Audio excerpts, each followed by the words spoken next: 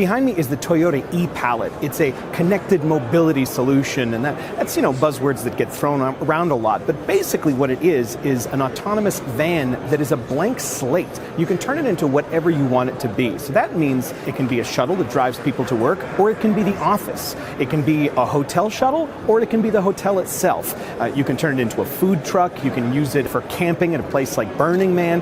It's really almost anything you want it to be. And because Toyota is a huge company, they've been able to partner with companies like Amazon and Uber and the Chinese ride-sharing giant Didi in order to figure out ways to turn this blank slate into something that fits the needs out there. The other thing that it can do is it can get products the last mile from a warehouse to your house. It can be like a mobile store, or it can just be a delivery van. Really, whatever the e-Pallet is up to the people who decide to either lease it from Toyota or buy it for themselves. And they're all connected as well. So basically, the idea is that in a few years, Toyota will have a fleet of these on the road, and they'll be connected with each other and going to people's homes and businesses and acting as whatever their owners want them to be. Now, it might sound a little far-fetched, but Toyota promises that the e-Pallet will be on the road by the 2020 Olympics in Tokyo. So we're really looking forward to seeing what happens with the e-Pallet by then.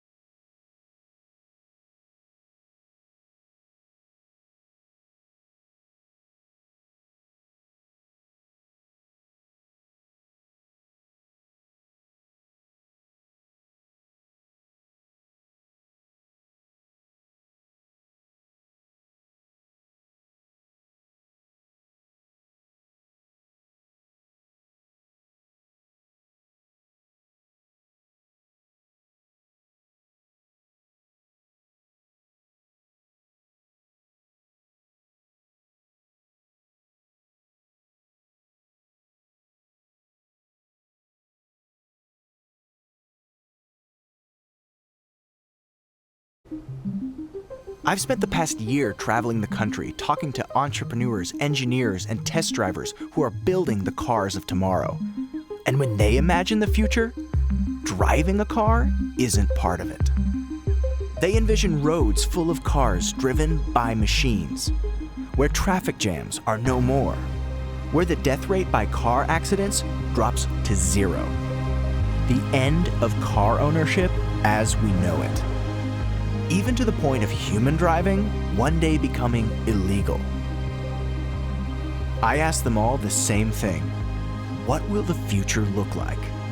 And what will it take to get there? What I found was really exciting, but also a bit shocking.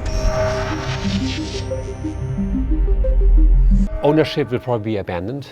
We mostly have cars that we summon on our phone. The car will come empty to us and pick us up, and we get inside in front of our office or our house, and it drives us straight to the restaurant, and there's no time wasted with parking. In a world of self-driving cars, the utopia of the future, the only vehicles operating in the city are driverless electric emissionless vehicles. That they can position themselves in a state where you or I hailing one from our smartphone has one there within a minute. We will look back and say, wow, people own cars to get from this point to that point. Eliminating car ownership would drastically change the way we shape our cities. The thing I'm most excited about is the ability on the street to reallocate space away from the storage of vehicles. Right now, cars sit idle 94.8% of the time. I mean, that's staggering. And I think we could literally close 30–40% of our streets to automobiles. You don't need cars on neighborhood streets anymore. You just need them on the perimeter of your neighborhood. All of those parking facilities today get turned into residential space or parks or offices or restaurants, and we can kind of give back the city to the people that live in it and take it away from the automobiles, right? And I think that the quality of life and the opportunity to kind of reuse that space is going to be pretty magical. The rise of car sharing services has already made people accustomed to the idea of not owning a car. Today, human drivers pick us up when we use Uber or Lyft. But that's not gonna last. Autonomous ride sharing is absolutely coming.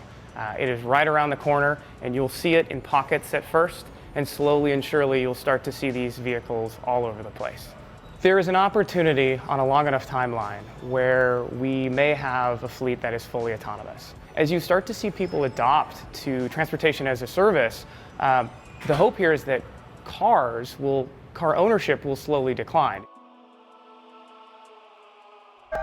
All of these changes won't come easy. Perhaps the biggest fear? What will happen when all these robots get better at our jobs than we are? Will they replace us?